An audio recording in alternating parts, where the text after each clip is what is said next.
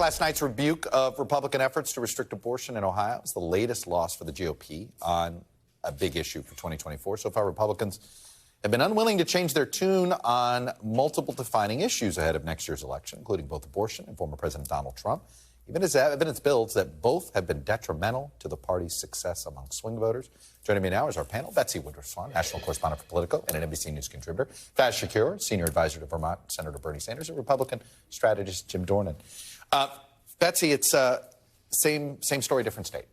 I mean, it hasn't mattered whether it's Kansas, a double-digit Trump state, Kentucky, a really double-digit Trump state, a high single-digit state in Ohio, a swing state in Michigan. I mean, I keep coming. We're so desperate for consensus in this country. I want to raise my hand. There is an issue. We have consensus. I think it's the same story every state, right? Every statewide election on this issue has gone on the side of supporting and ensconcing abortion rights. Right, and they haven't been nail-biters. This is something that is deeply concerning to Trump as he's gearing up and preparing to go into, likely a head-to-head with Biden in 2024. Because if there's one person who's responsible for the overruling of Roe v. Wade, it's Trump. And it's also an issue that is very much not his first language, not something he's comfortable talking about. So as time moves forward and essentially the failures and defeats of abortion opponents continue to pile up, it's only going to increase just stress for him in his campaign. Jim, I keep hearing this is a messaging problem from folks on the right. They're not yet ready to say it. They just have the wrong position. Well, there are two things that turn out Democrats more than anything: Trump and abortion. And I think it's been demonstrated. The pro-lifers now 0 for 7, I think, is the number since Dobbs on these votes. And until the Republican leaders understand that it's also an anti-government issue, I think, as well. There's a libertarian strain, the Republican Party, obviously. This is more government. You're right. If you're like making the case you don't want government involved in your life, this is yet another way. Exactly. And so it looks hypocritical. So I think they ought to just drop out of the issue and just stay away from it. Polling has shown, Faiz, there is about 1 in 8 Republicans are willing to cross party lines on this issue. Well, and as a Democrat, I'm happy to open the door to allow their extremism to come in and invade the American public and go ahead and let's vote on it. I mean, whether it's minimum wage, whether it's Medicaid expansion, whether it's abortion rights, if you expose them more to do you really want this, voters are not with them. Then the question is for Democrats, now you got to move that around an individual, right? So partisan elections in which you have put a D next to their name, hopefully needs to carry the same number of votes, but that's going to be It's funny you say that.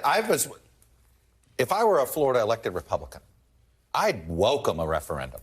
Take this. I don't want to be the referendum. Right. And I'm wondering if Sherrod Brown actually went, oh, man, I can't. It's going to be harder for me to convince Ohio voters that abortion's on the ballot. I think the Ohio Republicans were thinking that way, to both move it up and then move it into this year rather than next year. Get it out of the way for 24. Of course, but I do think that, if you're Sherrod Brown, you also need to think about the fact that most voters, if they're going to vote on abortion, they're also going to vote on, I think, a number of other issues. If you're going to be a Democrat, on abortion issues, that's nailed. That people know that's a clear choice. And as you know where I stand on this, which is to continue to persuade people on issues beyond that as well. Well, and again, you brought up the fact that both Trump and abortion really help.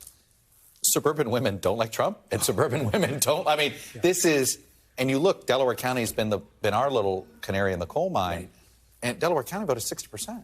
And this is the college-educated Republicans that have been slipping away from the GOP.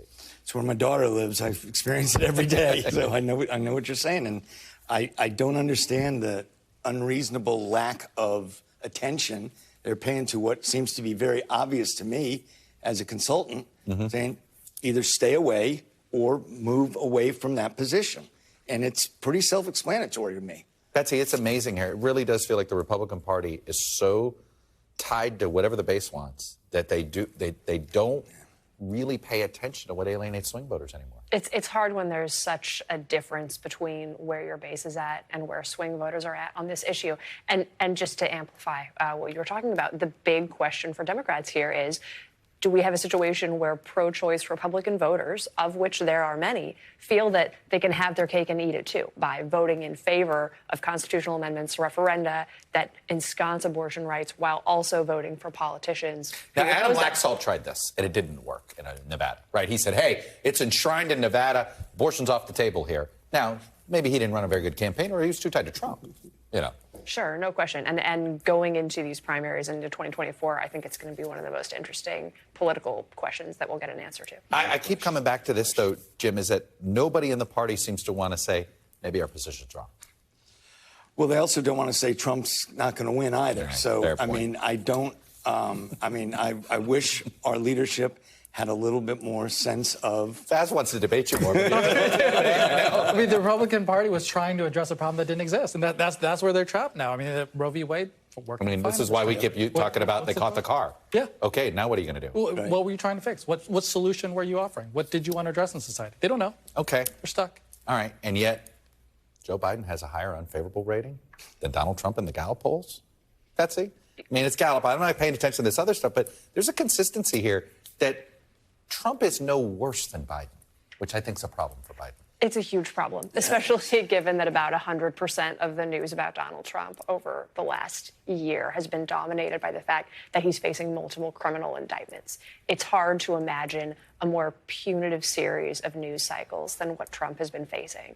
And the fact that his public opinion numbers are as resilient as they are is something that, without a doubt... Well, what we're saying, his numbers are resilient. They're the exact same as Biden's, and we're saying Biden's numbers are bad. But that's so but the point being, that's the thing. Like, Biden's right. president. Yes. He has the biggest bully pulpit in the world. Trump is a guy who currently is facing a lot of conversation related to classified documents next to a toilet. And their numbers are the same. My professional analysis of this is that that's bad for the White House. And Faiz, this is something I've been noticing. Biden's numbers are only a little bit worse than they were in 20.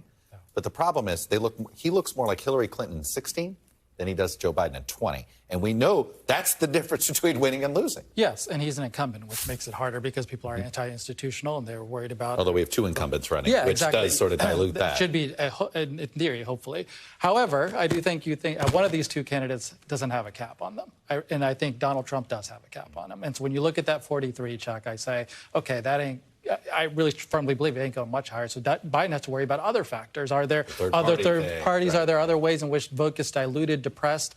But otherwise, in a normal election, I think his number is obviously going up. And as you know, I think he tends to undercount progressives who do support him, who don't yet want to express favorability yet. Oh, it's when you look at our numbers, the biggest negative Democratic, exactly. When the Democrats that are disapprove of Biden's job are all progressives. Because they're pushing him, right? And you don't want to yield the white flag and say, I'm done pushing him. I want to keep pushing him. Jim, do you believe if Trump were losing consistently by 5 to 10 points in general election polls, Republican primary voters would be acting differently?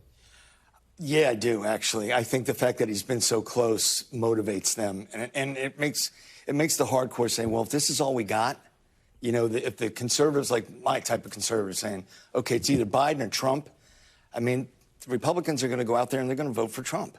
I mean, you know, Betsy, I had read Republicans who a year ago going, oh, I want to be with DeSantis, who now say, I have an easier time winning re-election if Trump's on the ballot. Yeah. So I'm going to be with Trump, even though I know that's not good for the party. The fact that there hasn't been this domino effect away from Trump and that hasn't happened yet, I think speaks to the sense with which congressional Republicans and other Republican leaders see Trump as increasingly inevitable. But wait, that's coming. I don't think we've seen anywhere near. Yep, I do. I honestly do. How does it? What happens? What has to happen? Well, so this fourth indictment does it? This memo on Twitter today about his Twitter account, I think, speaks volumes. We are only seeing the base level. But every time we get new information, it doesn't seem to penetrate. I know. I have faith in our judicial system. You and Mitch McConnell. Thanks for watching our YouTube channel. Follow today's top stories and breaking news by downloading the NBC News app.